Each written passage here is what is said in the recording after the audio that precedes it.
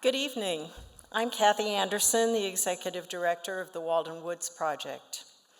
On behalf of our organization, Ewers Brothers Productions and WGBH, one of our nation's finest PBS stations, I welcome you to tonight's special screening of film clips from Henry David Thoreau, followed by a panel discussion of the film. So many organizations and individuals in Concord contributed to the making of this film, far too many to acknowledge this evening. Each of you played a meaningful role in bringing Thoreau's life and legacy to public television and to millions of viewers nationwide and beyond. Thank you to everyone in attendance for being here, and I hope you enjoy the program.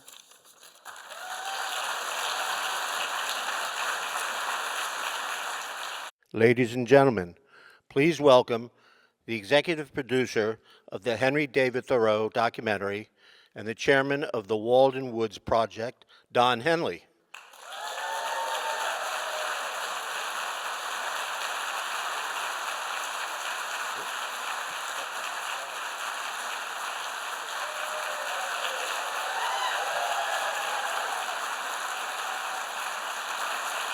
And the co-directors of the film, Eric Ewers and Christopher Lauren Ewers.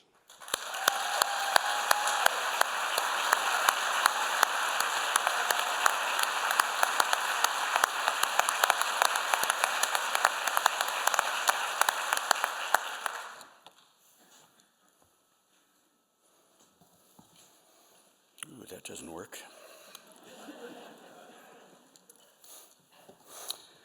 Welcome to the first East Coast screening of Henry David Thoreau.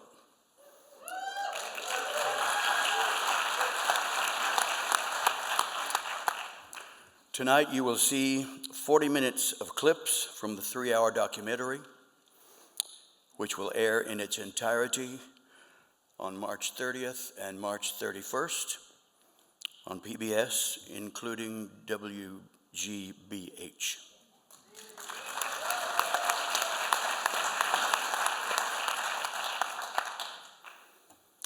He can't take that away from us.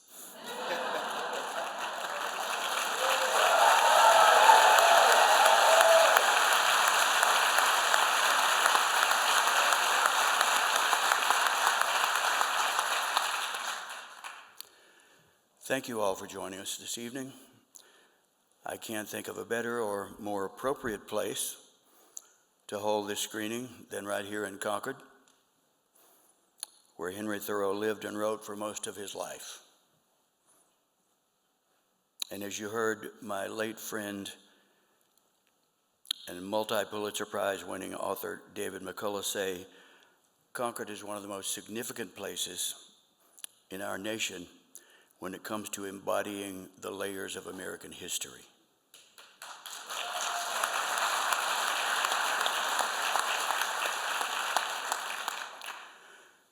I am honored to be part of the dedicated team of people who collaborated on this film for well over 8 years. Yeah. As one of 2 executive producers, along with my friend Ken Burns, I had the privilege of working closely with these 2 gifted gentlemen behind me, Mr. Eric Ewers and his brother Christopher Lauren Ewers.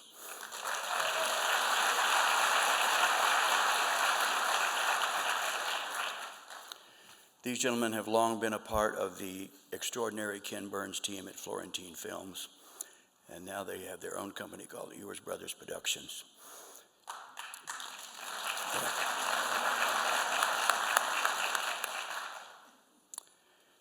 Ken could not be with us this evening, but he sends his good wishes. Ken is understandably a little travel weary, having made about 200 appearances on behalf of his magnum opus, The American Revolution.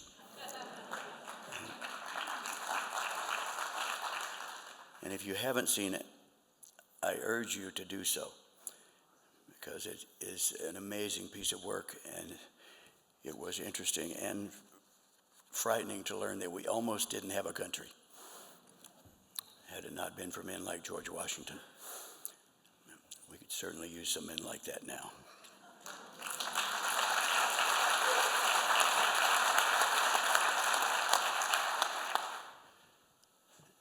People ask me how this came to be, and the idea of producing a full-length documentary on Thoreau began back in 2016, when Eric and Chris worked with the Walden Woods Project to produce a short film to be shown at the Walden Woods Reservation Visitor Center, which I'm sure most of you or all of you have been to and seen. As is the case with most documentary films, it takes a village to evolve a concept into a reality.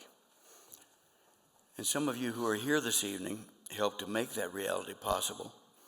And please know that your contributions are valued and appreciated.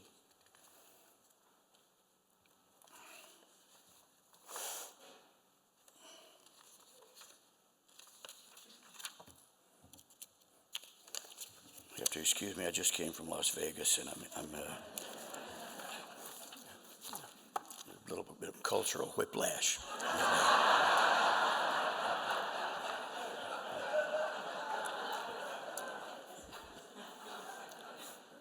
Not to mention the weather, the climate. It was 95 there today. We also offer our thanks to all those who offered financial support for the film, and to those who shared their expertise as consultants, and to those who were interviewed for the film or were members of the team at Your Brothers Productions, Florentine Films, and PBS. I especially want to express my appreciation to Jeff Goldblum, who voiced Thoreau for the film, did a wonderful job. Also to Ted Danson, who did the voice of Emerson, and to the incomparable Meryl Streep, who voiced every female contemporary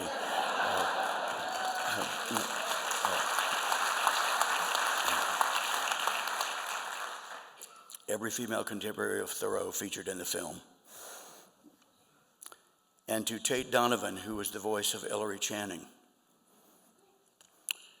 And my profound gratitude goes to the narrator of the film, Mr. George Clooney, who spent a significant amount of time in a Manhattan recording studio while he was right in the midst of rehearsals for his Broadway play, Good Night and Good Luck.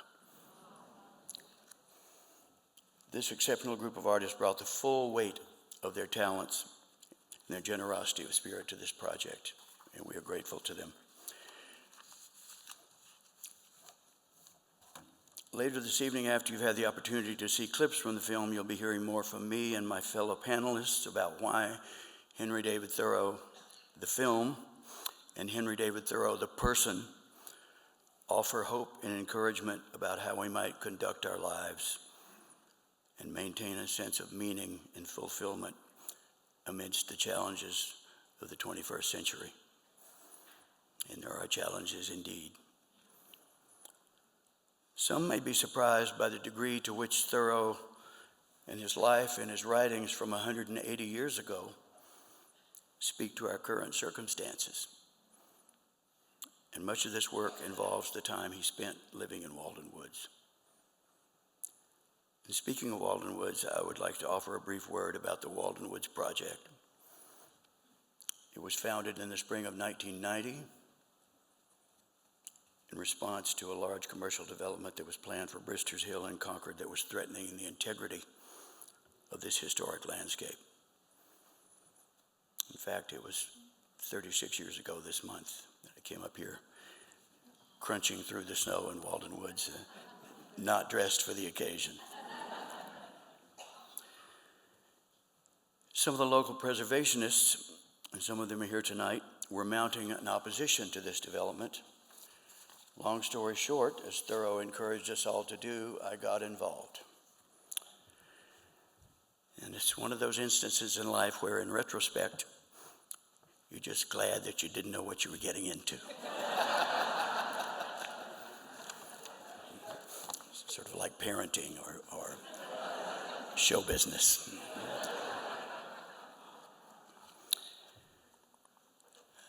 This month, we mark our 36th year. Our organization has preserved in perpetuity almost 200 acres, including the Bristers Hill site, 200 acres being a little over 2/3 of what is already preserved in the Walden Pond State Reservation. But I want to emphasize that our work is not done. Not done to secure conservation protection for vulnerable areas in Walden Woods, and I hope we could continue to rely on your help and support as we go forward. In conclusion, I want to thank the staff and the board of Walden Woods Project. Several of our board members are here in attendance this evening: Anna Winter Rasmussen, Doug Brinkley, Tom Jones, and our executive director, Kathy Anderson. I thank them and our other board members for their enduring and dedicated work to help the Walden Woods Project perpetuate Thoreau's legacy and to preserve the land that inspired him. There's much more that I could tell you about our work, but in the interest of time, I would simply suggest that you visit our website at walden.org. Now I'm going to turn it over to these two gentlemen behind me, the actual guys who made the film.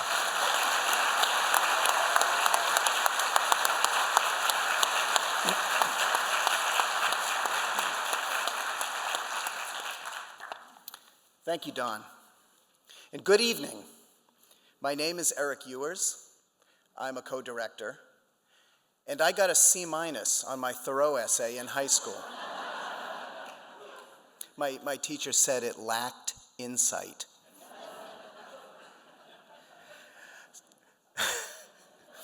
So how did these two very unlikely brothers, growing up just outside of Boston, come to make the first nationally broadcast film about one of America's most influential writers? And how could this film possibly arrive at a more relevant time in American history? Over recent years, Chris and I have found ourselves telling stories that seem to meet the present in ways we never could have imagined. A film on the history of a medical institution that put the patient's needs first. Imagine that. As healthcare was becoming increasingly inaccessible. And a film series on youth mental illness, which ended up airing in the wake of a global pandemic. And now we find ourselves telling the story of a 19th century thinker whose words feel written for the times we are living through today, offering us a sort of antidote to our daily misery, or at the very least, a breath of fresh, clean air. Our humble film offers a glimpse into the forces that shaped this eccentric writer, the convictions that defined him, and the questions he wrestled with in search of a better way to live. Over 150 years ago, Thoreau looked on as society chased comfort through money, distraction, and excess, what he called lives of quiet desperation. He saw the growing toll this way of life was taking on the natural world. What is the use of a house if you haven't a tolerable planet to put it on, he wrote. And he saw rampant corruption and divisiveness in politics, a government which deliberately enacts injustice and persists in it will become the laughing stock of the world. Sounds all too familiar. In many ways, Thoreau gives voice to the quiet desperation many of us feel today, the tension between conscience and convenience, between immediacy and stillness, between belonging and being authentic. But what makes his story so powerful is not simply that he diagnosed the questions or the problems. He spent his life searching for the answers. Thoreau discovered how to live deliberately, meaningfully, and freely. And through his writings, he extends an invitation to each and every one of us to decide for ourselves what a truly purposeful and meaningful life and a joyful one could look like. But as author Drew Lanham in our film reminds us of Thoreau's wisdom, it's up to us to open the book and read. So here we are, scarcely a mile from where Henry David Thoreau undertook his great experiment at Walden Pond. Without the vision and devotion of Don Henley, Kathy Anderson, and the many stewards of Walden Woods, the Walden Woods Project, this landscape might have slipped into its own quiet desperation. But they chose to act. Because of the Walden Woods Project and their supporters, Thoreau's sacred landscape remains, and so too does the echo of his voice. Without them, this film, this gathering, this very moment would not have come to be. So let us all walk away a little more Thoreauvian, more awake, more deliberate, more attuned to what truly matters. And let us stand in whatever ways we can with those who labor to preserve not only the ground beneath our feet, but the ideals that give it meaning. This is the enduring legacy of Concord, Massachusetts. After watching our film, we sincerely hope you will open the book and read, and perhaps you too will seek your own cabin in the woods. After all, the world is not going to slow down, but we still can. Thank you.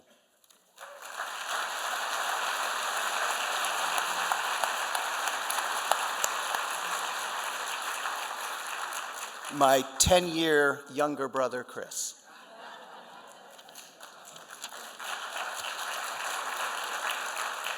He says that like it needs to be pointed out.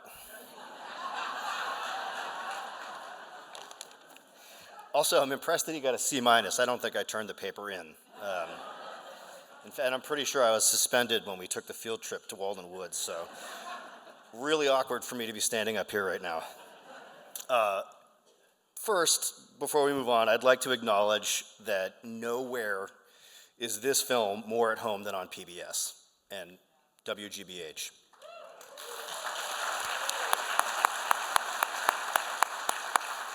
Quite literally, no network is better positioned to broadcast this story and complement it with a robust educational outreach to classrooms nationwide. Crucial, absolutely crucial. I want to say that Eric and I and everybody involved in the film are profoundly grateful for the opportunity that they provided us to share this work with such purpose and integrity. PBS's mission to educate, inspire, entertain, and express a diversity of perspectives is crucial now more than ever. What we will see tonight are excerpts from our three-part documentary series. Episode 1, just to give you some context, is entitled Who Are We? It's the story of a young man coming of age in a world that feels out of balance. It follows Thoreau as he encounters the society he was born into and how he struggles to find his place within it. He steps into a nation that is fracturing, but is also simultaneously expanding and accelerating. Machines begin to dictate the pace of human existence. Communities split, labor changes, and the natural world, once vast and intimate, gives way to factories, railroads, and consumerism. The episode closes with 26-year-old Henry, who has not yet succeeded as a writer, far from it, and who, like so many young adults, is unsure how to pursue the life he wants to live. Episode 2, Being Alive, it tells the story of Thoreau's great experiment in living. To face the uncertainty of the future in 1845, he makes a radical choice. Instead of chasing success on society's terms, he steps away from it. He builds a small cabin on the shore of Walden Pond, less than a mile from town, and moves in, close enough to remain connected, but far enough to shift perspective. What begins as a retreat, as we well know, becomes a revelation. While living simply, he discovers abundance. He begins to measure wealth not by possessions, but by awareness, not by status, but by freedom. During that time, a night spent in jail in protest of slavery shows him that being alive means aligning thought with action. Henry David Thoreau begins to shape the world through the way he lives, and as he changes, thankfully so does his writing. After 2 years, of course, we know he leaves the pond. "Perhaps I had several more lives to live," he wrote, and could not spare any more time for that one. Episode 3 begins with his return to Concord. Thoreau brings his Walden experiment back into society, and the pond transcends place. There he seeks out other experiments, becomes a surveyor, a naturalist, a lecturer, and of course a writer. He becomes dedicated abolitionist, lending his voice and his pen to the most urgent moral crisis of his time. And as a result, his future broadens, moving between philosophy and science, observation and activism, solitude and society. As we know, for Thoreau, one life was never enough.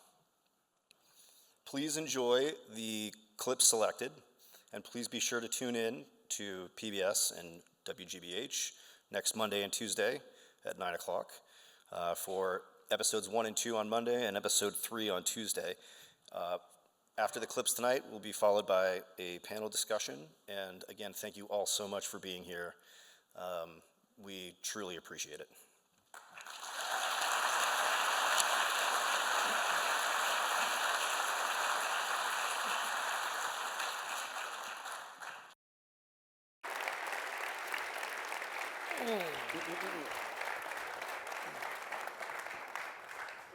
Good evening, everyone. Good evening. Good evening. All right. My name is Lois Brown. I'm Foundation Professor of English and Director of the Center for the Study of Race and Democracy at Arizona State University. And it's just such an honor to be here in the company of these distinguished guests. We have joining Don Henley, legendary artist, dedicated conservationist, and founder of the Walden Woods Project, Eric Ewers, Emmy Award-winning filmmaker of Ewers Brothers Productions and longtime collaborator with Ken Burns, and Christopher Lauren Ewers, accomplished cinematographer, longtime collaborator with Ken Burns and Florentine Films, and co-director of this powerful documentary that truly is a gift. Joining us, we have Kristen Case, award-winning poet, Thoreau scholar, and editor of the just published volume from Milkweed Editions of Henry David Thoreau, Calendar, Charts, and Seasonal Observations. And Douglas Brinkley, Catherine Sama Brown Chair in Humanities and Professor of History at Rice University, a CNN presidential historian, and a New York Times best-selling author.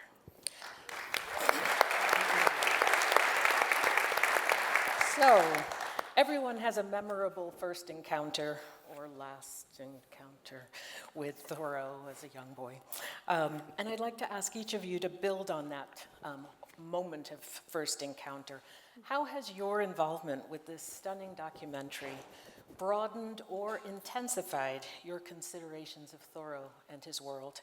And Don, I'd like to ask you to start us off. Okay. My first encounter was with Thoreau and Emerson was in 1968, the year I turned 21. I went to college, but I didn't have them in any of my college courses.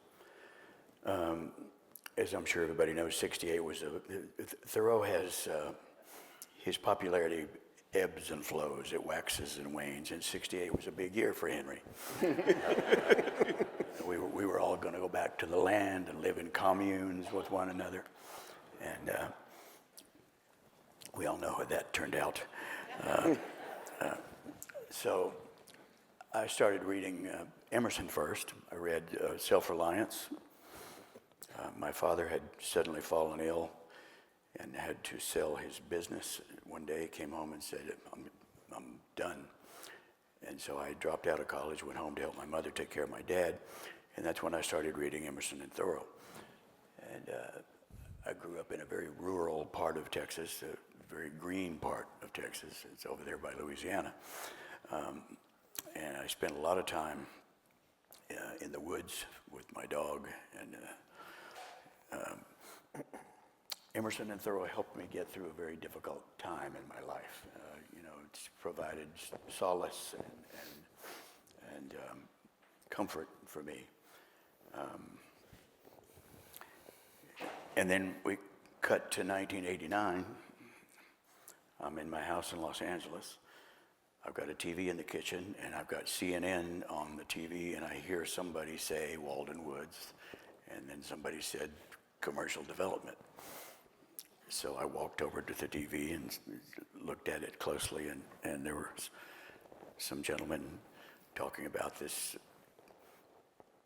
office park, which is one of my favorite oxymorons.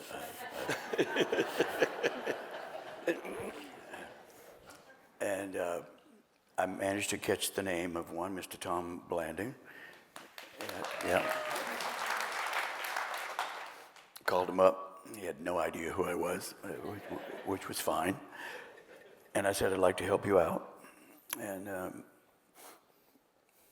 long story short, ended up coming up here again in March of 1990 and crunching through the woods. Then I went to Senator Edward Kennedy's office looking for help from him, and that's where I met Kathy Anderson. And Ted, Senator Kennedy's loss was my gain, and all of our gain, because she's been running the ship for the past 36 years and doing a wonderful job of it.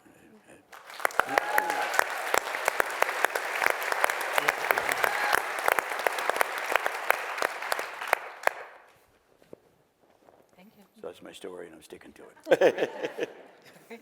Kristen? Okay, so first encounter or how the film?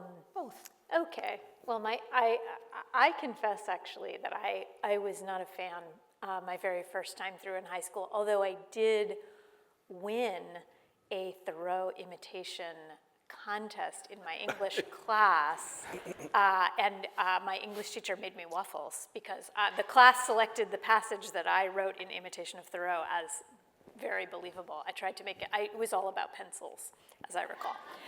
Anyway, so that was the first encounter, but I was not a fan.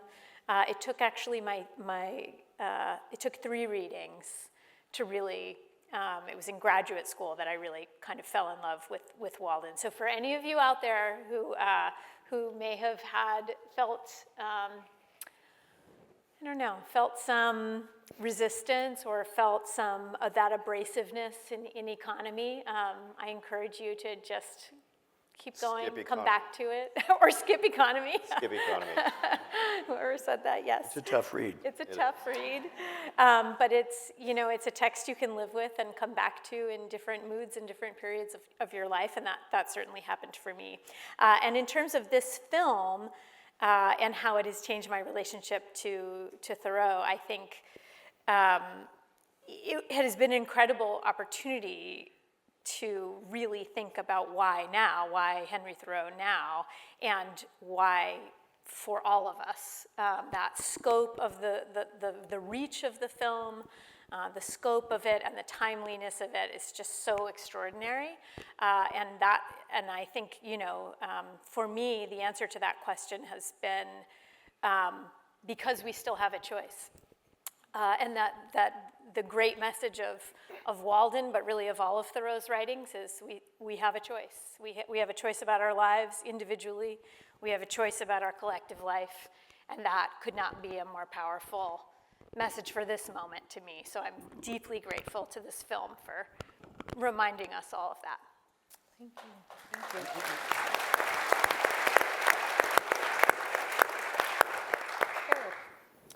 Well, I've already shared with all of you my deep, dark secret with high school.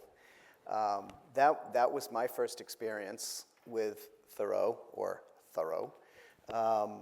and in getting to know him along with my brother over the past 8 years, and it has been that long, we've read almost everything, of course, not his entire journal, it's over 2 million words. But definitely dug in there because it's where you really get to know him. If you really want to know him, read the journal.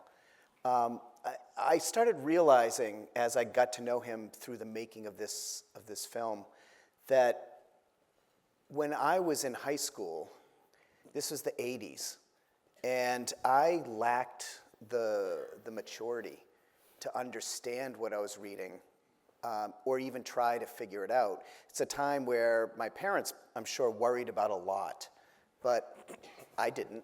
They told me I had to go to college. I was just kind of a wayward wanderer. I think today, young people are not in the same shoes I was in. I think young people today are bearing on their shoulders a lot of what's going on in our country, a lot that's going on in our world, our climate, politics, the mental health situation in this country. COVID, they've gone through so much that I think that young people today now do have the maturity to understand Thoreau in a way that would be meaningful.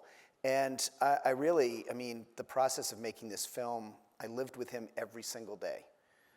As my wife will attest, sometimes 12, 15 hours, and she'd have to tell me I have to get up and eat, because I just got lost in it. And that's, I think, one of the ways that you make a film that you're passionate about, is you lose yourself. So the Thoreau I now know is one who teaches me so much about stopping and smelling the flowers.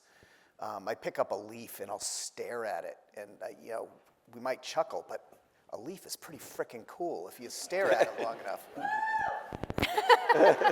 Some real leaf fans Yes. in the audience. And for a 50-something-year-old guy to come around and again, that was really good.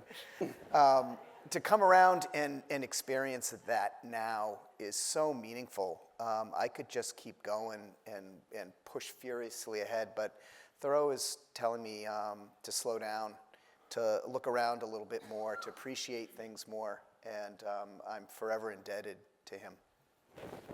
Thank you. Doug? Wonderful to be here. Thank you, Concord, for all you do to keep this vision of what Don and others are doing. Walden Woods Project it's amazing in so many ways, and I just love this community. As a historian or somebody who loves literature, how could you not?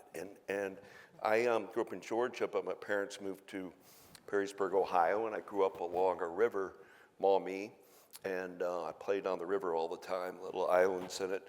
But my mom was a English teacher doing Shakespeare and loved literature, A, and B, because my parents had summers off, a teacher's kid, we'd had a Pontiac and a 24-foot Coachman trailer, and we'd go to usually national parks, but state parks. And I got kind of the bug of the natural, the parks, America, all that.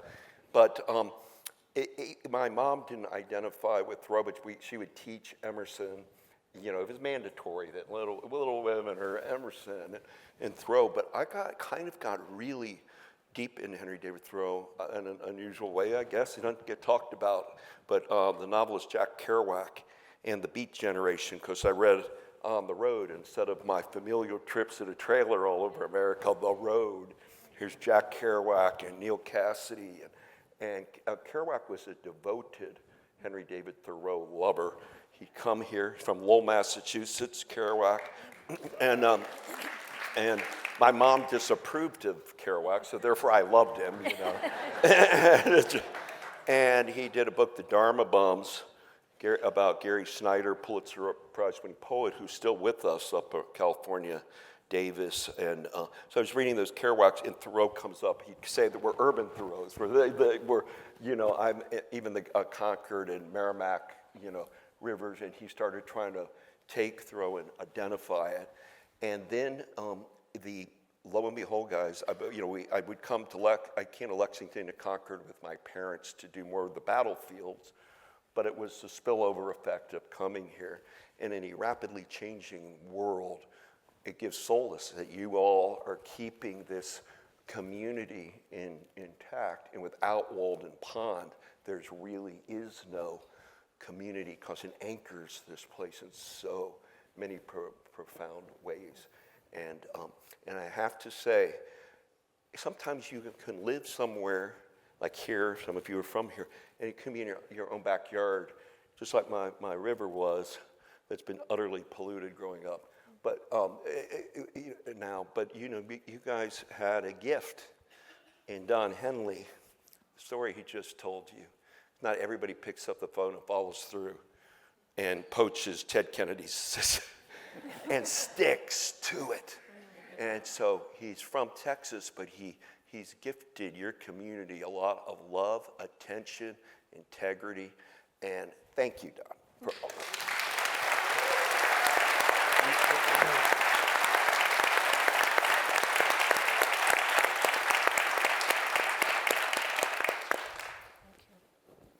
Chris? I keep thinking about what Eric said about his journal, and I couldn't help but wondering if 170 years from now somebody read through my journal to get to know me, how I would feel about it. He started to question, it's hard to read too. His handwriting is, yeah. AI will do it for you. What's that? Well, can AI read the handwriting? Oh, I wouldn't. I know, that's what people are doing. Yeah, I mean, I walked away from Henry in high school, understanding him as a prophetic hermit who spent his entire life on the obscure shores of some Massachusetts pond, pondering his belly button, and that was my takeaway. Technically, wasn't that far off for 2 years of his life, but nonetheless. So when I was reintroduced to Henry 10 years ago, it was a revelation. I think to Eric's point, I had a lot more road under my feet. I wouldn't say more mature. Somebody would argue with me. But I do think that I was able to understand, not all of it. I still hated economy. I would still recommend skipping it.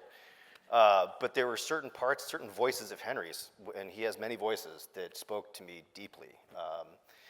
I'm sure it'll come as a huge surprise to everyone that civil disobedience was a big part of that. I think the thing for me was understanding all that he really was. Sure, we know the writer, but he was also a brother, a devout brother, an incredible son, a great friend, prickly, difficult at times, but a great friend. He was a surveyor, he was a lecturer, he was a scientist. These were layers to him that I obviously had no previous knowledge of, but that helped me to understand. It painted a much fuller picture of not, a hermit or a prophet, but just a regular person, a person full of contradictions, and a person full of struggle.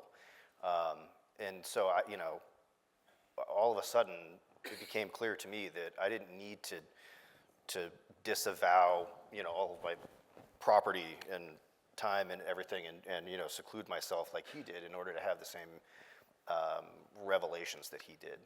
And I really hope that's, it was one of our goals for the film. I really hope that's that we can reintroduce, or in many cases introduce, the real Henry to a larger audience with the film. Because if I can have this experience, then anybody can. Thank you. Yeah.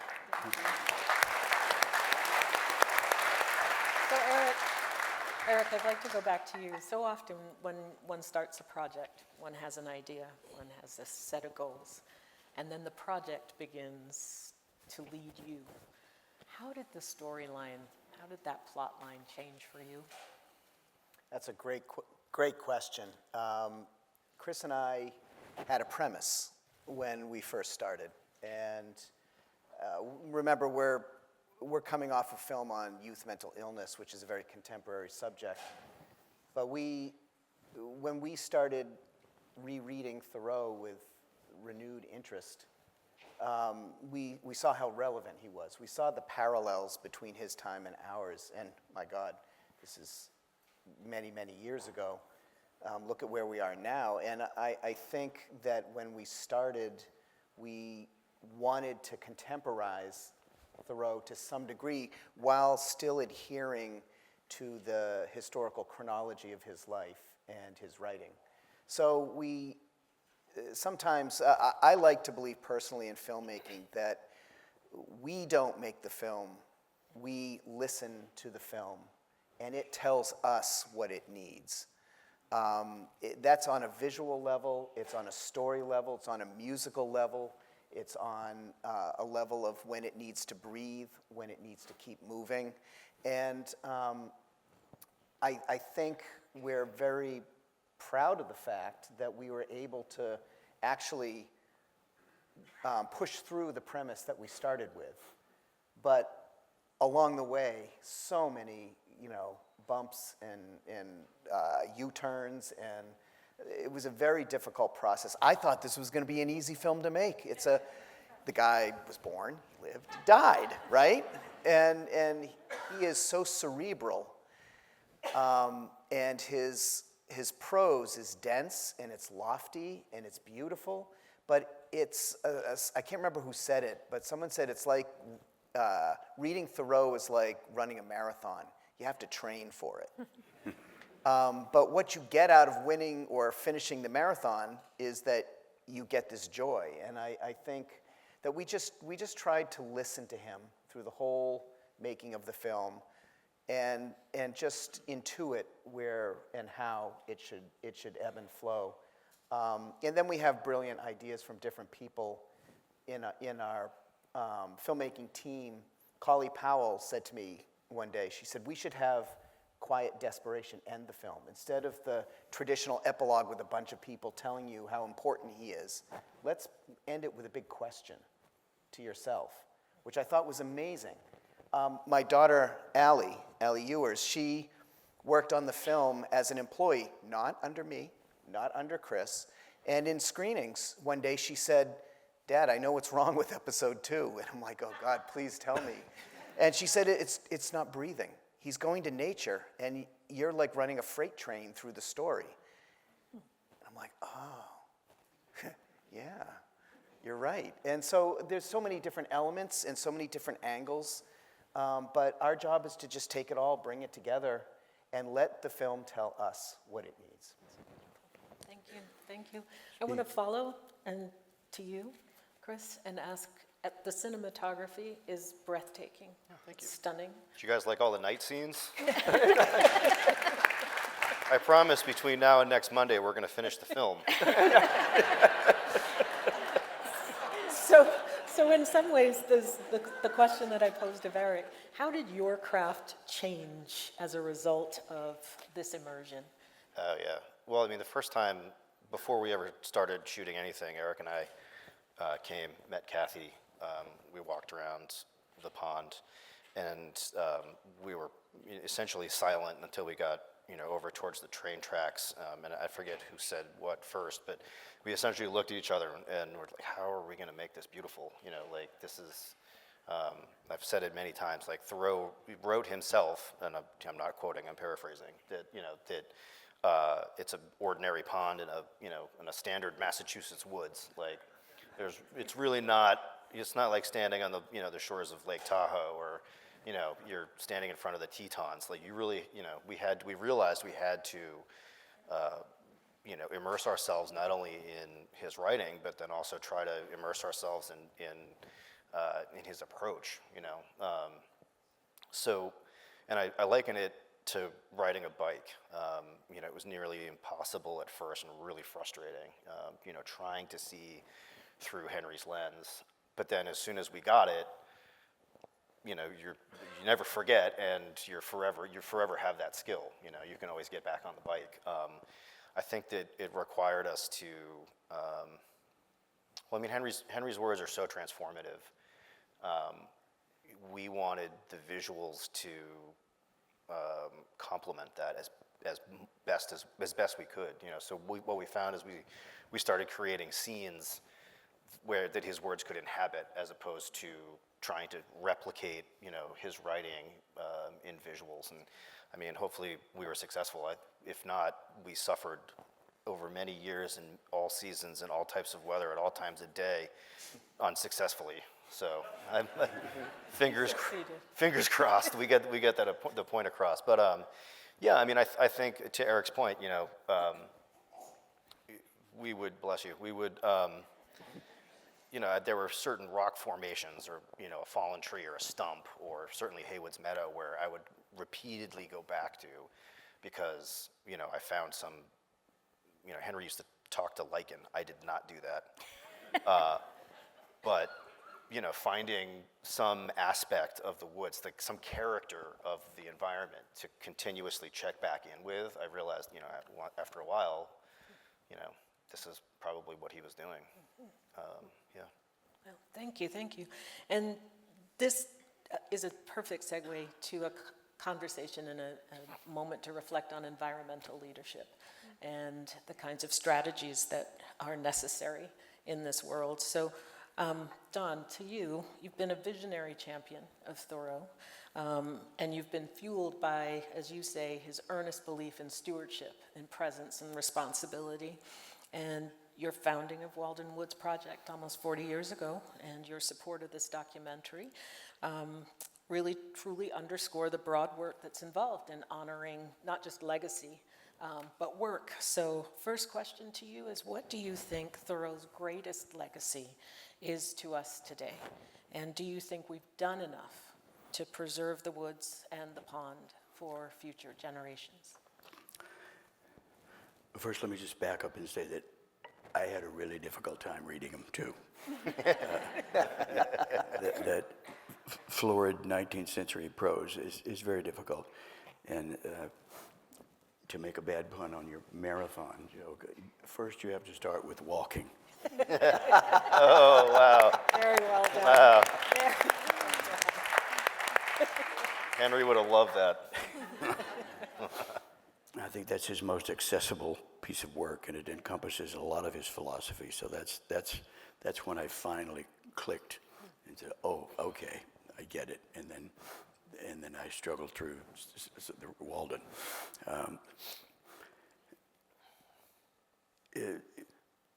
Being an environmentalist today is very difficult.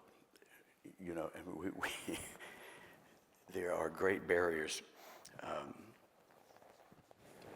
There are a lot of parallels in terms of his life and this particular time that we should be clearly aware of.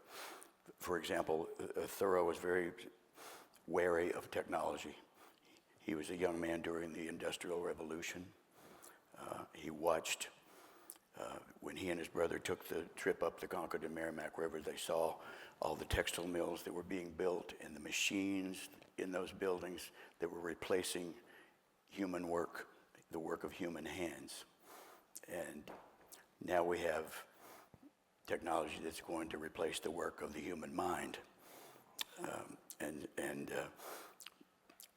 When Henry was a young man, the telegraph was invented. First it was Morse code, and then they upgraded that, and there were telegram messages. And he was critical of that as well. He said, "We are in great haste to tunnel underneath the Atlantic to bring the old world some weeks closer to the new, when perchance the first information that might leak into the broad flapping American ear is that Princess Adelaide has the whooping cough." So he presaged TikTok.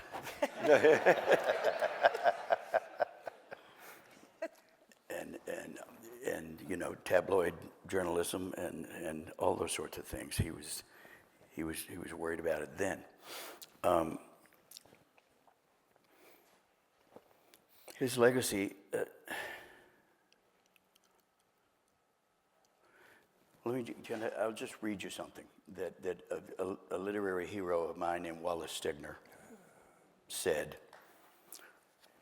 Wallace said, "Transcendentalist that he was, Thoreau made Walden Pond into a symbol of American possibility, and his own living routines into a paradigm of American experience. His deeper and deeper penetration into Walden's secrets and his closer and closer participation in the pond's life and the pond's seasons are a miniaturized and syncopated parallel to our invasion and use and gradual understanding of the American continent. And Thoreau's, you have to realize he was born only 37 years after the Revolution officially ended. So his personal independence was the shadow of American cultural autonomy, and his rebellion from Concord echoed America's rebellion from Europe. So I think those parallels are extremely important. And as Chris said, the fact that Walden is I mean, there are hundreds of ponds that are bigger and maybe prettier, but E.L. Doctorow said that Walden is a humble place, an ordinary pond in a plain New England wood is exactly the point. Thoreau made himself an everyman, and he made Walden his everywhere. He said, clearly there's a historical luminosity to these woods. They stand transformed by Thoreau's attention into a kind of chapel in which this stubborn Yankee holy man came to his, and it turns out, our redemptive vision. So there's a crucial connection of American clay and spirit here. So if we neglect or deface or degrade Walden, the place, we sever a connection to ourselves, and we tear it asunder, destroy the place, and we defame the author. We mock his vision and therefore tear up by the root the spiritual secret he found for us. So we need both Waldens, the book and the place. We are not all spirit nor all clay. We are both. And so we need both, the book and the place. You have to be able to take the children there and say, see, this is it. This is the wood old Henry wrote about. You give them what is rightfully theirs, just as you give them Gettysburg, because it is theirs. And that's...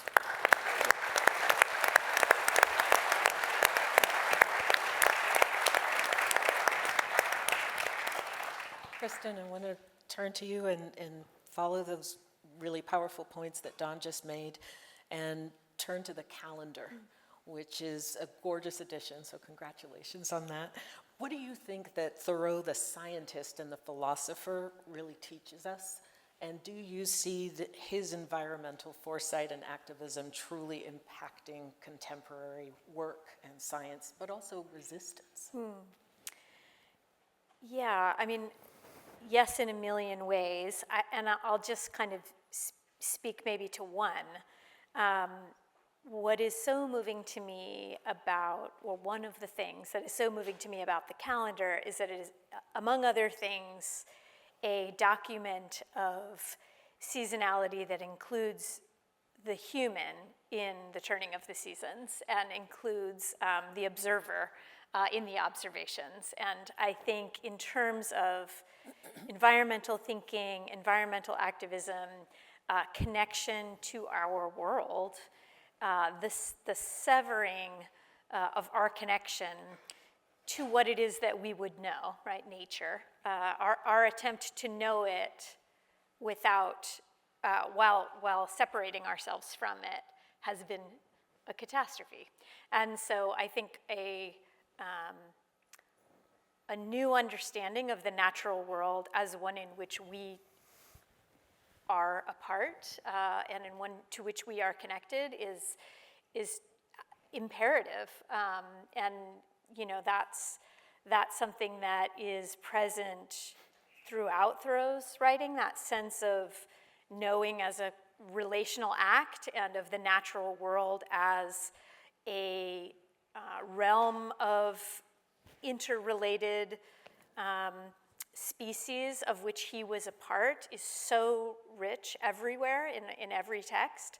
But in my mind, the kind of full vision of it really comes together in those last years in the calendar project specifically, and it's sort of magnificent to see that, just to get a glimpse of that vision, and I think it is one that we can learn from, and can learn from in very concrete ways in terms of climate science, like Richard Primack's important work, Walden Warming, but also in terms of beginning the hard work of the slow work of repairing our own relationship to the natural world. Okay, thank you. Doug, I'll turn to you. Your acclaimed work, Silent Spring Revolution, published in 2022, focuses on the 1950s and 60s, and yet Thoreau is there 101 times his name appears in your book. Would you reflect with us about that emphatic kind of connection? Great question. Look, I teach American history, and Thoreau has had the advantage of having some incredible boosters of him, not just Emerson. Theodore Roosevelt was born in 1858 in New York.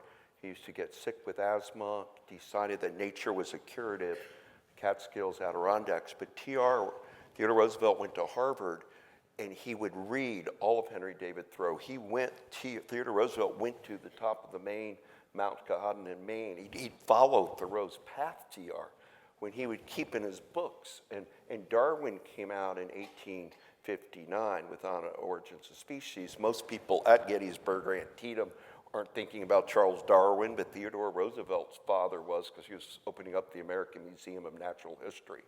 Roosevelt adored, there are many sides to TR, but he was Thoreauvian. And as president from 1901 to 1909, Theodore Roosevelt saved 234 million acres of wild America. And Thoreau has part of that by being somebody that Theodore Roosevelt held close to him. But all sorts of people have been inspired. Rose Kennedy would come here to many people, locals might not, but all the Kennedy kids learned to swim here. It's not that at Hyannis, they'd come here and swim. And Rose Kennedy went to Russia and made sure in the Cold War that the libraries carried Henry David Thoreau. And in fact, the kickover effect to the book Cape Cod in 1926, Rose lived in Concord for a while growing, but then when they got the home in Hyannisport that you'll know, Massachusetts most famously, it coincided with an effort that Rose Kennedy had, because Henry Betson's book On the Outer Shore of Cape Cod came out, and he had discovered, Rose's interest in trips in Cape Cod. And now John F. Kennedy, because of his mother-in-law, the big environmental things Kennedy did was he created National Seashores, Cape Cod National Seashore Executive Decree. A Point Reyes National Seashore up in California, and Padre Island down in Texas. It's expensive real estate, seashores. And then the person that really created the boom that Don is talking about by 1969, incidentally, the term environmental movement wasn't even used till 1969-70. It was still conservation. Lyndon Johnson's the new conservation, but it's Stuart Udall, Secretary of Interior for Kennedy, and he ended up, for Thoreau's birthday, opened up Dumbarton Oaks in Washington and had Robert Frost, who was a huge lover of Henry David Thoreau, and he had William O. Douglas. The FDR put him to the Supreme Court in 1937, and before there's an EPA or birth of Sarah Clement, Justice Douglas, he would write essays on walking after reading Thoreau. He walked and saved the C&O Canal, Douglas. He walked the coast of Washington State and saved it. He'd go to stop a dam. William O. Douglas is so underrated in conservation, and that kickoff of that early 60s on all of that had an effect. And by the time, like when I was mentioning being in Ohio, the Cuyahoga River was on fire in 1969.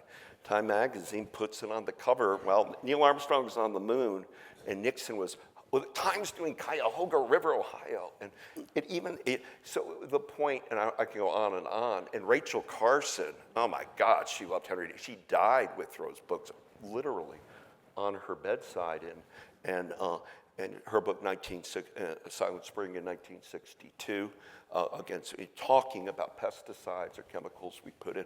So he's had the great advantage of these incredible boosters along because they've discovered something in his works. So I consider Walden like a sacred American culture and environmental vortex, which is people come. It's not just to swim, or it's almost like it triggers things. It has a magic that Thoreau unleashed. That's because to inspire this many people. And then add to that the civil disobedience of Dr. Martin Luther King Jr. And you can't do Dr. King. You can't give a lecture on King without Henry David Thoreau. You can't do Gandhi as the film show without. And then there are other dimensions. It starts becoming he's the first one to open a lot of closed boxes and think in a new way. Thank you. Thank you.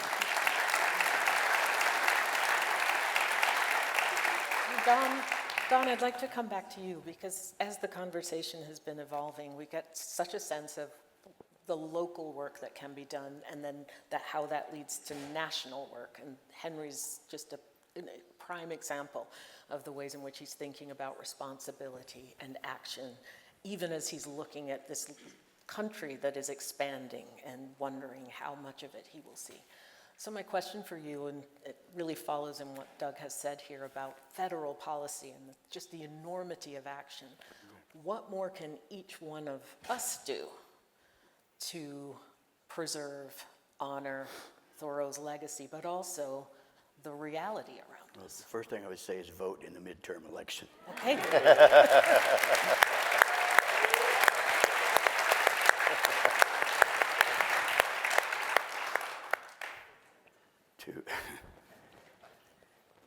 To expand on Doug's point, there was so much more cooperation across the aisle back then in those days. I mean, it's crazy when you think that the Environmental Protection Agency was founded during the Nixon administration.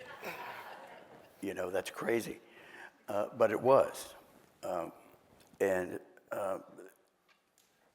You know, the first Earth Day was in 1970. 20 million people across this country marched, and Senator Gaylord Nelson got up and gave a speech in Denver, and the guy, one of his aides was Dennis Hayes, you know, and we don't have guys like that now. But you know, the problem with the the 60s and early 70s environmental movement is that it left out environmental justice. You know, Gaylord Nelson was very mindful that, you know, because Walter Cronkite reported on the first Earth Day, and he said most of the kids were college kids and they were white kids. And Gaylord Nelson was very mindful that the environment also included poverty and hunger and urban blight. And I think we have to be more conscious of that now in the modern, it's just not just about trees and lakes and things like that, it's about the urban landscape as well as nature.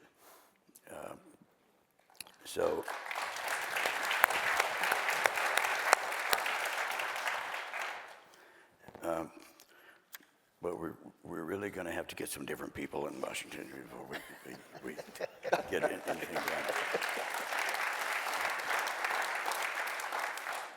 So I'd like to just add a question to that reflection that you just made. What do you hope for the future generations? What do you hope they will be, given what they're inheriting? Oh my. Better. Well, I have 4 children and a grandson, and they're worried about it. You know, they are stressed about it. So I hope they will be. I mean, first of all, I encourage them that the first and foremost duty that they have is to vote. You know, and that's the first thing. And then after that, they need to educate themselves as much as they possibly can about the monumental problems that you know, they need to think about plastic. They need to think about water. You know, we've got these data centers now that are being built all over the country that use millions of gallons of water a day. Thoreau would be apoplectic about this stuff. And this ties into the educational element. I think we have to look at our educational system, and I think science and technology are wonderful. Medical science has saved my life on a couple of occasions, but I think there has been too much emphasis on STEM at the expense of the humanities.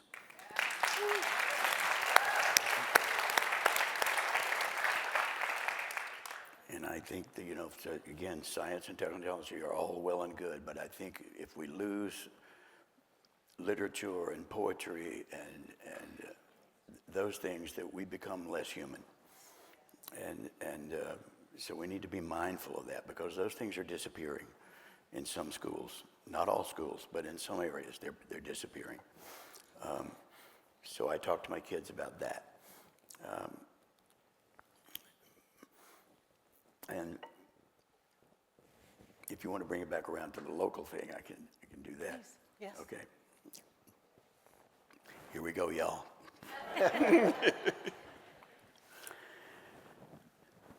There's a 35-acre parcel on Walden Street that is literally the gateway to Walden Woods and to the pond. And as all of you local people know, over 500,000 people a year come to Walden from all over the world. It's for better or for worse, this is not just a local issue. People come, and it gets very crowded. No place to park. The pond, as has been said in past years, has been in danger of being loved to death. And it costs money to maintain the trails and the walkways around the pond. There's erosion problems. There's problems of overuse. So it would be great to have more room over there. This 35-acre parcel that I'm referring to was designated in 1958 by the city for a landfill, with the promise that it would someday be returned to its natural state. And that has not happened yet. My hope, and the hope of everybody at the Walden Woods Project, and all my board members and all of our many supporters around the world, is that this property, which it's not a landfill anymore, but it is being used as some kind of recycling center, and part of it has solar panels on it, and that's fine. But there's still some acreage left that could be used for educational and recreational purposes. Give people a little more room to spread out during the high tourism months. So my hope is that the city of Concord would work with us to put a permanent conservation easement over that piece of property. And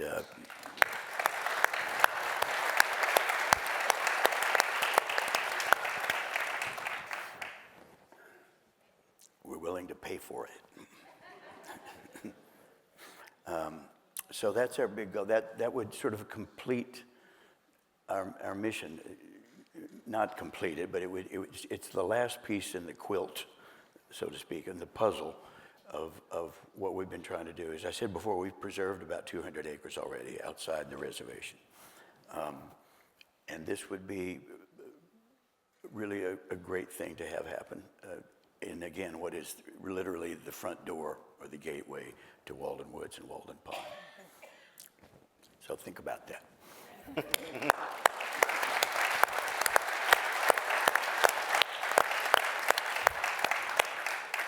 Could still be some municipal uses, if we can agree on that. We could still some of that.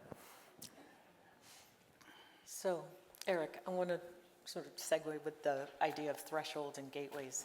And we're at a time where, for so many young people, they see the world through a screen, right? Their new natural is really a screen, it's technology. And so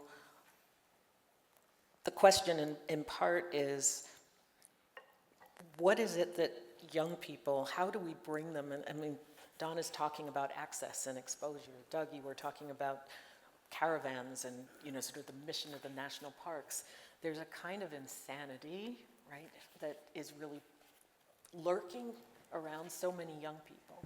How do you see the film or Thoreau in particular pulling them back?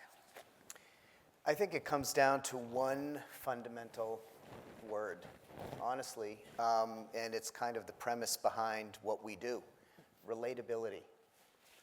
we endeavor to make a film that you're not sitting there, and I know it might have been a little difficult watching it tonight, but if you watch the whole film, our goal was to have you go on the journey that is called Henry David Thoreau and his life, that we want you to start when he's born, and we want to walk through it. We're literally guiding you through the film. We're not telling you something's important. We're not pointing arrows and say, pay attention to this. We let you experience Thoreau as he experiences himself in the present moment. And that responsibility of filmmaking has many, many reasons. One, you get to grow with him. So you're experiencing and seeing what he's seeing, and you will start to think like Thoreau. And you'll start to think about your own life and your own choices, your own quiet desperation. Thoreau says, what I began by reading, I must finish by acting. How many of us act? We do a lot of reading. You know, we look at a lot of headlines, and we make determinations so quickly based on 8 seconds of news. I think that the way we made this film, our hope, Chris, you agree, we made this not just for a PBS demographic, which is a great demographic. Good catch.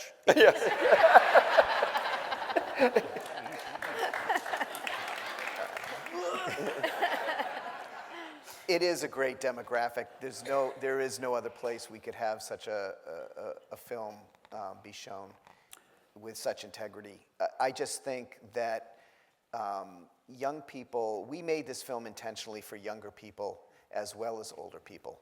For anyone who wants to go on a journey and wants to learn something about themselves. And it's all lofty when you're making the film and you think that you can possibly achieve this. But Chris and I did a podcast, and this woman said to me, I started watching your historical film, and I suddenly realized within the first couple minutes that this isn't just historical. She said, I thought that was really intriguing. And she said by the end of episode 1, she said, the film is also about me. And that made my heart sing. Because if, as filmmakers, it's a very small thing that we can do, but it's something we can if we do it right. And that's bring you on a journey and allow you to relate to the point where you start thinking about your own life and your own decisions. And the mental health film transformed Chris and I in our lives, our youth mental health film. It changed the person that I'm a new person because of it. I faced a lot of things that I didn't know I had to face. And then here comes Henry David Thoreau right after, who's now going, it's okay. Let me help you figure out some other things. And I think if it can transform us, then I think it can transform our audience as well. And I sincerely hope we've accomplished that, especially for younger people who are going through so much. Like I said, at the very least, he's a breath of fresh, clean air. So we'll see. We look forward to it airing, and the educational outreach with PBS. This is going to go on PBS Learning Media, which will take excerpts from the film and provide a curriculum for any school across the country. How many films have the opportunity to do that?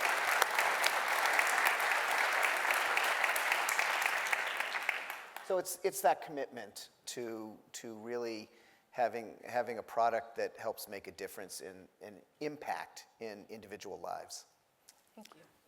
So I have one question before we get to our last question, and this is for Doug and Kristen. We see a Thoreau who is principled and outraged and serious and hopeful as well. And he's also having such a romance with the natural world. And the sense of wonder is spectacular. And I'm wondering, What are the strategies that you think he used to sustain that or to guard it, protect it, given all that was raging around him, and some of which he was powerless to actually, he would not live to see, right, the abolition of enslavement. He probably would have been, again, apoplectic about Reconstruction. But this idea of wonder, it's just so fragile and yet so necessary. So my question to you both is, what are the strategies that you think he used to sustain that in himself that we might learn from? I think what today they call mindfulness, paying attention, like we were talking about the leaf. Sometimes we walk past miracles and beautiful things all around us, special, and we take them for granted. And if you look closely at something, you can see so many fascinating things occur. So, we there at the experiment, if you like, at Walden, wasn't just about solitude, which we don't have enough of in the world at any rate right now, places to go to find solitude, but in natural world, just looking. And that's what you want to teach kids. I mean, we have a nature deficit disorder now. Kids don't know the name of a tree. They don't know anything about the land. They don't know what the mountain range name is. Oh, it's all like swirled together because you just put it on your phone. But it can create a lot of dysfunction in your life if you're not willing, like Don said on the essay, walk and think, saunter, ramble, call it hike, call that what you want. But it's actually, it's good for one's mind, body, and health. And for kids, I picked up a trick from David McCullough and Ken Burns and Don Ken and McCullough at an event we did some years ago at Boston College. It's been a little while, but I never heard this way of approaching things, asking people, what's your Walden? And I've done that since then with my students at Rice University. What is your place in the natural world, farm, grandmother's house, national forest, that's touched you, that has this? You'd be amazed how young people respond because they've all had a moment. They saw something that touched them, and they light up. And it's like, so I think there is the experiment of Walden's success, because it's not about this particular place. It's saying, what is a place that you are willing in this crazy world to stand up for, to defend, to pick up the garbage, to defend you've got to find a place. Otherwise, but do it from what you love, and you don't have to put all your time into it, but give it some attention. So there's sort of a burden, in a sense, on Concord, because the rest of us are counting on this as a symbol for other places in the United States and beyond. Thank you. Kristen? There's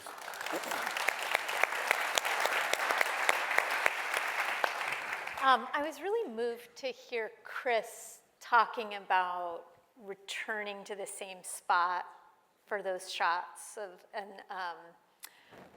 as you were filming. I think you can really feel that quality in the film, and it's what I love about the Calendar Project and the journal is it's attention over time, right? It's not just attention one time, but over and over and over again, and returning to things that seem ordinary, seem humble, are in your backyard, but that kind of quality of sustained attention over time, I think is among the great gifts that he gives us, is a kind of tutorial in how to create that kind of sustained attention over time. And something I've been reflecting about a lot, as everyone I know is feeling overwhelmed by how plugged in we are in ways that we find it difficult to disconnect from. But I think we're wired that way. We're wired to connect, and that has been weaponized against us, and now we can't unplug. It's been called surveillance capitalism. Yes, indeed. And I think knowing like what else to plug into, that we have choices about how we plug in, that it's not that we can plug in other ways and we can connect in other ways, is an incredible gift also of Thoreau's work, but also this film. I think really it makes you feel that possibility, and that feels like a potential source of wonder for all of us. Thank you, thank you. So our final question tonight. The documentary is airing in 2026 as we mark and make our way towards the 250th anniversary of the Declaration of Independence, the founding of the nation. So I'd like to ask each of you to reflect as we close. What do you think is required now because of Thoreau, because of this film that we have seen, and all that we've discussed this evening? What do you think is required in order to be able to celebrate and to even reimagine democracy and unity and independence? Chris? Got to start with me, don't you? Well, first and foremost, as Don has said, vote. We want to defend our democracy. We need to do it. Yeah, I think that, Henry's experience, to me, in large part mirrors our national experience.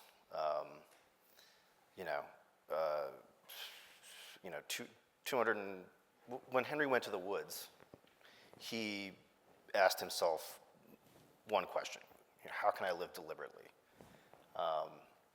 And everything, you stop and think about everything that entails, right? That's intentionality, that's purpose, those are, testing your values.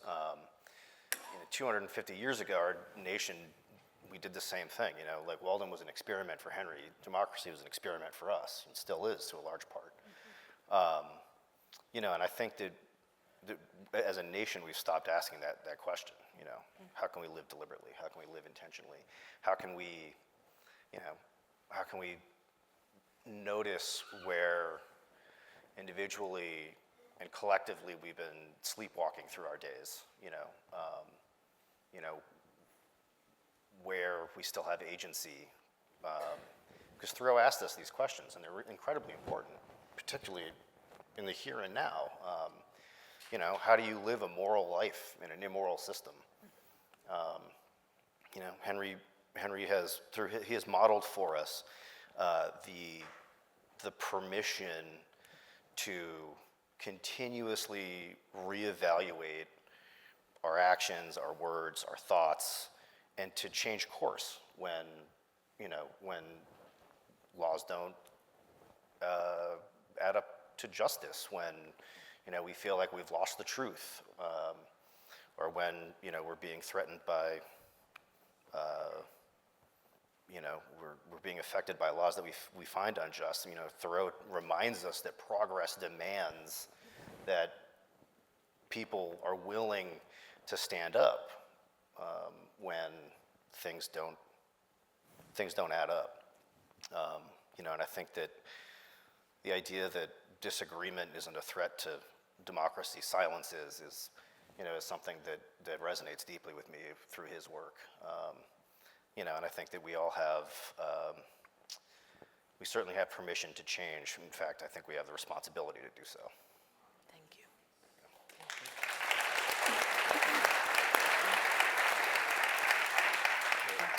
Well, there are many different ways to look at it, but I think that I'm going to celebrate America's birthday, and because I see so many great people, and I travel around the United States talking, young people, you visit our community colleges, and local towns, citizens, democracy in action. So all of the massive dysfunction we have, we're still a country of great beauty. We have safe state parks, we have state coastlands, we have all of those bits. Environmental justice piece and what we're doing with our industrial debris and where we're burying it and putting it is a huge problem. Climate's a issue. It's going to burn this summer, and in the places like Colorado with the right now and the drought. But I think that this moment, local. When I come to Massachusetts for fourths I've been here, I love it. The American flag and people greeting and local band, and those traditions exist out in America. So reinforce, I think, those instead of being marketeered how you're supposed to do Independence Day, and just believe that the United States has better days to come if we can. That may not be what Henry David Thoreau would have thought. I can't get in people's minds like that, even when you're reading. But we're a great country. Massachusetts is a great state. Have fun, but vote, but then strike out on issues that matter to you. We all have to defend the beauty. You know, we sing America the Beauty, then let's defend it. Nobody wants to grow up in dirty rivers, dirty lakes. You know, I mentioned my childhood, Lake Erie. We used to fish, then you couldn't fish, and Dr. Seuss wrote Smeary Lake Erie, you know. And it came back some. You can do stuff. We can regenerate things. We can restore things if there's a will and public commitment. And I tend to be a humanities person, so poetry, Don Henley, or songs that he's written, and other moved me to go do something even at a local level of it. We could get involved with a friends group at a state park or at a national monument or a seashore or a swamp or whatever you want, but don't cut out the natural world because we're nothing but kind of robots with our iPhones and a world of technology I don't trust, like fully trust artificial intelligence where it's headed. So get back to one-on-one, talk like we all did here tonight, shake hands, do things, communicate as humans, don't let us lose that. Thoreau's a beneficiary of walking in and meeting people, talking, even when he's there. So keep human interaction. There's a bit too much of a myth of the solitary Henry David Thoreau. Alone, he traveled quite a bit. I mean, even right before he died, he went to the Midwest. He went all the way up to the Isle Royal and Lake Superior and Chicago and down before he died. You know, so he was in motion some more than the kind of hermit stereotype that's been propagated, and realized he had dimensions to him. You know, he's not a singular note person. He's a individualist, and we all should be that. We all have to have our own individual frame to approach anything and try to keep it good, not dark. Okay. You forgot blow stuff up. Fireworks. Fireworks! I think I always go to the same thing. For me, one of the biggest takeaways for me from learning about Henry David Thoreau and making the film, there's a quote that we have in the intro. He says, "Rather than love, rather than money, rather than fame, give me truth." And I think one of the biggest obstacles we have to moving forward as a society is we don't seek the truth, or we're too busy to take the effort to find the actual truth. I think that Thoreau teaches us that the truth is out there. He spent his life trying to find the truth of things. And I'm not just saying the truth of some, political statement or, something tangible like that. It's also the inner truth. What is the truth for me that will give me a meaningful and purposeful life, a joyful life? What is that path that I want to take? What is my truth? And the thing that's so great about Henry is once he found a truth, he wasn't done. He'd keep looking. He'd look from a different lens, a different perspective, and he'd test it. And he continued, and he continued, and he grew as a person. He grew as an individual. And he spread that through his writing to everyone. And I think that finding the truth takes effort, it takes patience, it takes purpose, it takes being deliberate. It's all the things that Thoreau was about. And really, to me, that's the focal point, is search for the truth, inside, outside, all around you. And I think that's one big step, Thoreau would say, one big step towards finding your contentedness and your purpose. Thank you. Thank you.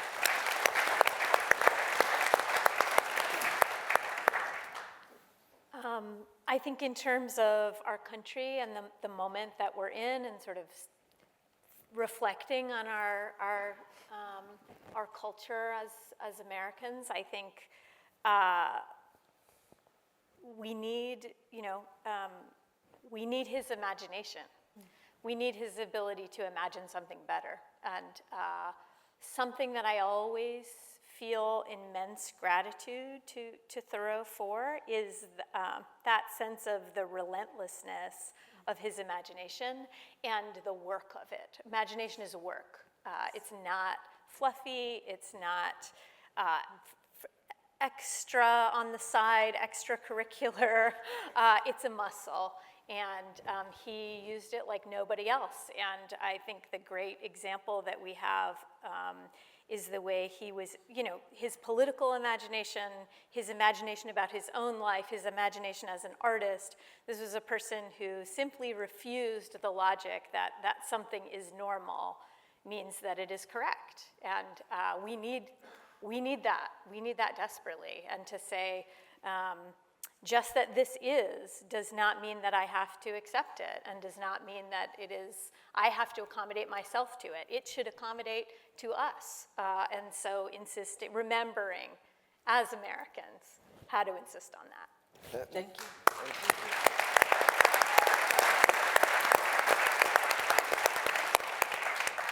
Don, will you bring us home? To your point, it has been said that we are what we consume. And so I think in terms of truth, we really need to be mindful of what we are consuming and where it's coming from. There's a lot of garbage being put out there now by, the networks, the major networks. I turn on network TV sometimes and I cannot believe how stupid it is.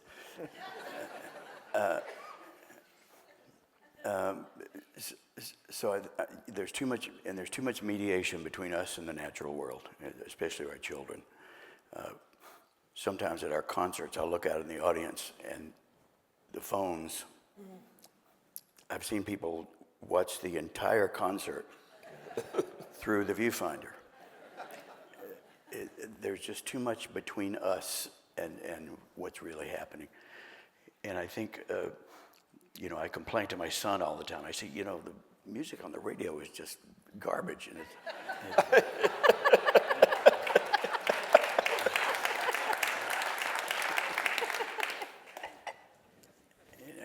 and it's not just because I'm old. It's just crap. And he says to me, Dad, there is good music out there. It's just not on the radio. So, which is the reason that we have to support public television. And read The Atlantic.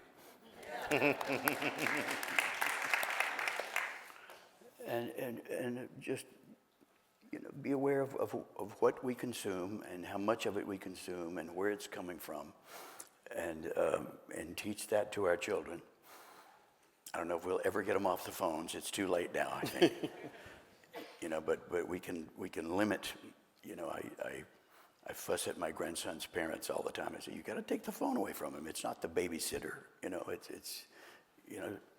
Go outside. Just go out. As we approach our anniversary, I think truth and the quality of information that we're getting and where the information is coming from is something that we need to be very mindful of and reject. Young people nowadays are so susceptible to fads. I guess they always have been. But we, as you said, we need to say that, no, this is bullshit. And just reject these things that are not, that have no spiritual or intellectual nourishment. Don't consume junk food of any kind, whether it be from the media or the grocery store, or and patronize your local farmers. We're losing 2 million acres of farmland a year.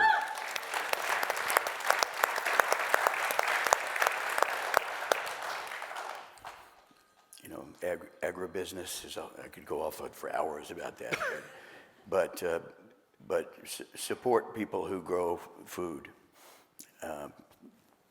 because they are extremely important. And that's all I got.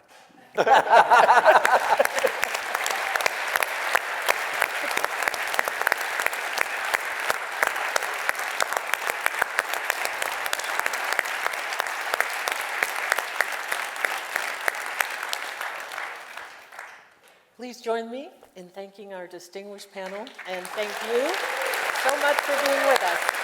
Thank you, everyone. Thank you.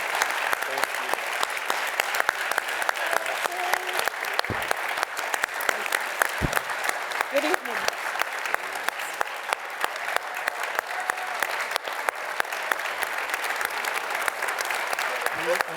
Yeah, wow.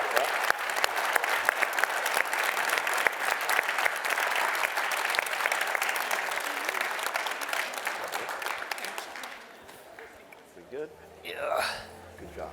Likewise.